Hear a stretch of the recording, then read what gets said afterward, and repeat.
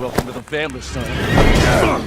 Hello everyone, I'm Peter from What Culture, and last week Capcom sent me an early code for Resident Evil 7 Biohazard. Thanks Capcom, thanks for that. Resident Evil 7, a first-person survival horror title, is a game in which you can explore a spooky mansion in PlayStation VR, but your pants in real life.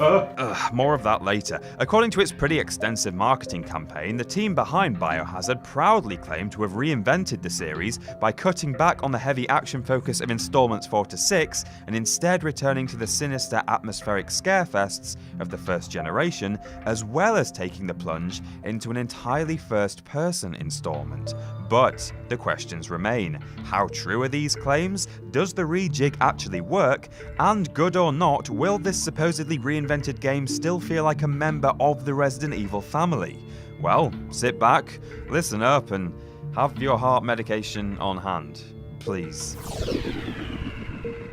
The game puts you into the shoes and behind the eyes of Ethan Winters, a man who, in search of his missing girlfriend Mia, has found himself at a large plantation mansion in Louisiana, home to the Baker family, and what a lovely bunch they are. You've got man of the house Jack Daddy Baker, doting mother Marguerite, the sort of woman who insists you wear a coat if you're going outside and worries whether you've been eating properly. He's not eating! Shut the hell up, Marguerite! For him! Then there's the apple of their eye Lucas, and let's not forget Granny, literally the creepiest character in the game. She somehow keeps popping up all over the f***ing house, but she just sits there, barely conscious, and sometimes sings to herself when she thinks you're not listening, and f*** off, Granny, f*** off. One thing I love about the first couple of hours of Biohazard is that it's actually not unlike the eerie opening of Resident Evil 4, my favourite of the modern generation. What you're presented with in both cases is an unbridled sense of unease as you explore a place populated with murderous backwater crazies, rather than classic garden variety undead zombies. Entering the Resident Evil 4 village was a spine-tingling experience, but hats off to Capcom, the same effect is achieved here before you even meet your first loopy resident, and that is pretty hard to do. But beyond this point is where the crowd splits. What are you expecting from Resi 7? What do you want from the game? The opportunity to reinvent the series means that Capcom might have been able to ditch some of the things that have plagued the series for over a decade. Poor internal consistency, complicated storylines, and preposterous monsters. But these things undoubtedly make the franchise what it is, so should they really be cut? This genuine quandary struck me as the game developed, and I think the answer depends entirely on exactly what makes you a fan of the franchise. But whichever side of that fence you sit on, let's look at what Capcom settled with. First and foremost, I found that despite the beautifully simple opening with its fantastic Resi 4, Blair Witch, Texas Chainsaw Massacre vibes, things unraveled rapidly about halfway through the game, and almost predictably, the story soon found itself in the conspiracy-laden world of bioterrorism, sinister organizations, and high-tech science. Now these are classic Resident Evil tropes, so nobody will be particularly surprised when this sort of thing eventually turns up, but a part of me genuinely hoped that things were going to be cut right down to the roots here, leaving us with a reasonably uncomplicated horror narrative for once, albeit with a few twists and turns in the right places.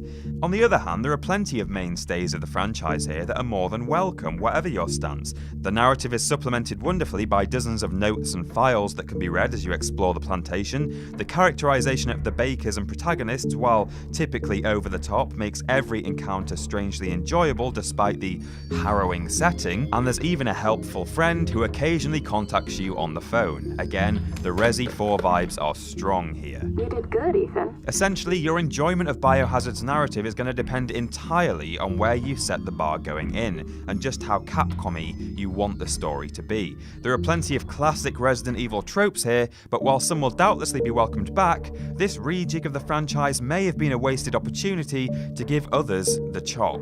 After around 10 hours of gameplay though, you will be presented with an ending that very much opens things up and drops a couple of interesting bombshells, so there'll doubtless be sequels and DLC on the way, where hopefully these issues with the narrative can finally be addressed. The most notable aspect of Resi 7's presentation is, of course, the unprecedented first-person perspective. By Capcom's own admission, this is something that is destined to anger plenty of purist fans, but let me be one of the first to say that personally, I think it works perfectly well. In locations that are, again, very reminiscent of Resident Evil 4, but also the Spencer Mansion of Resident Evil 1, it's great to see that each room is unique and has its own clear function, and being able to get so close up and examine every detail is something we hadn't even realised the franchise was missing. As far as first person is concerned, rest assured that there is no detraction here from the overall Resident Evilness of the game, and the new viewpoint simply acts to improve your immersion, heighten the fear factor, and allow for that all-important VR compatibility. On that note, however, I will say that playing this game on a TV screen is a little bit like seeing James Cameron's Avatar in 2D. Despite the visuals themselves being spectacular and standing up all on their own, make no mistake, there are far too many stab you in the eye and gnaw off your face moments here that have so blatantly been designed for VR players that it's actually a little bit distracting. A related issue there is that Ethan, who is, for all intents and purposes, a total normie who has somehow got embroiled in something completely wacko, seems to handle the situation remarkably well, saying very little about the numerous terrifying aspects of the surrounding f***ing hellhole, filled with monsters that Capcom reportedly built out of real meat and rendered with photogrammetry. What Culture's own Jules Gill, who sat by my side as moral support through my first session, reckoned that Ethan's minimal reaction may have been done so as not to clash with the inevitable recoils and screams of VR players. But perhaps there should have just been a set of voice acting within the game that's only absent when VR mode is activated, so that people playing on a screen aren't lacking that emotional connection. Just a thought. Resident Evil Biohazard is in every conceivable sense of the word a true survival horror game. That's the key thing that Capcom were aiming for, and they have absolutely hit a home run. Resources are worryingly scarce, and your inventory space is so limited that you're genuinely forced to decide between a pack of 10 handgun rounds versus a single health kit almost constantly. Better yet, Capcom have constructed a world in which, in true survival horror fashion, it's sometimes a better plan to holster your gun and run for your goddamn life. The game promotes environmental awareness, as you're able to look down a corridor, see scary daddy blocking your path, and decide, I can't cope with this, I'm gonna skirt around him via another part of the mansion. In a sense, they've perfected the genre. While we're on the subject though, it wouldn't be right of me to gloss over the fact that the bosses get easier as you go. I don't know what else to say about that. They get easier, and it took me more attempts to get past 3 of the game's fodder enemies at once in the basement than it did to get through the climax. However, looking beyond boss battles, I was a big fan of all the supplementary gameplay features included in Biohazard. The biggest triumph here was the collectible VHS tapes that are scattered across the house.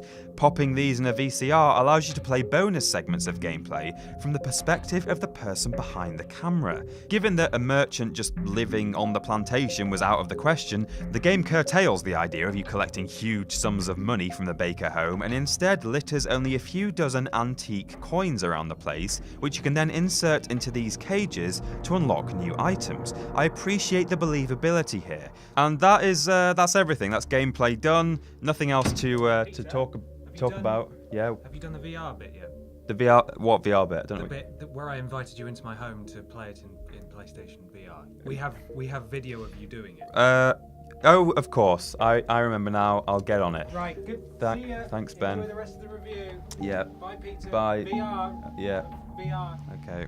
Oh, f***ing asshole. I went round to Ben Potter's house on Sunday and played this game in VR. It was horrifying. Oh my god. Okay. Having already played through the campaign in full at home on my TV screen from the comfort of my own sofa and hand-holding girlfriend, and knowing how relentless the monsters are, I was a bit concerned at whether the game would actually control well enough for me to survive more than 5 seconds. Well, essentially, you do all your precise aiming with your head, but the right stick on the gamepad still allows you to turn your character, though it's in 30-degree chunks by flicking left and right. Along with the 180-degree quick turn ability available in and out of VR mode, the handling was actually surprisingly intuitive. It sounds kind of awkward, but genuinely, within within 2 minutes I was exploring the landscape with total confidence in my control, albeit terrified about whether I was going to cry on a 370k subscriber YouTube channel. I didn't cry. No!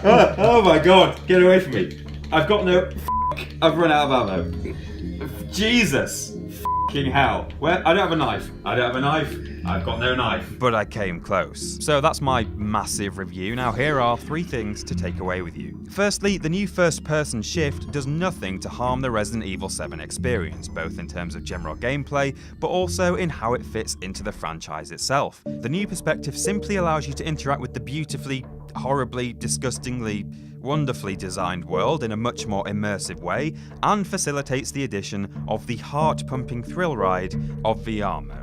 It's definitely a worthy new addition. Secondly though, when everything is considered together, it has to be said that this game sits halfway between the old and the new. The commonplace enemies don't have that wild, inconsistent, sometimes immersion-breaking variation of the Resident Evils of old, and in place of a lower frequency, their strength has been boosted. This minimalist horror could have been a welcome change for the franchise, but Capcom couldn't quite go as far as getting rid of the enormous blobby mutant bosses we've seen so often, which makes you wonder why they felt the need to slash the diversity of common enemies in the first place. It's just a little bit on the fence. Lastly, but perhaps most importantly, Capcom have surely aced their one most publicised goal with this game. The survival horror aspect here is all but perfected. What do I have?